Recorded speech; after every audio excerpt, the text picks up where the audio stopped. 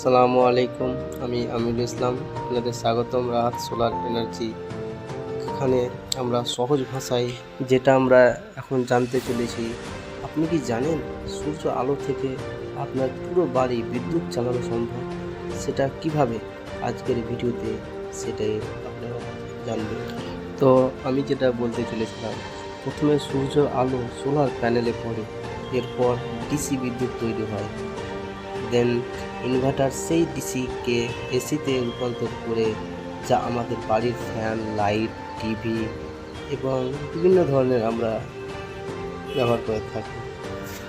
তো আমাদের মাথায় এরকম কিছু প্রশ্ন জেগে থাকে, আমরা সোলার প্যানেল ইনস্টলেশন করলে আমার ফায়দাটা কী, আমার লাভটা কী হবে?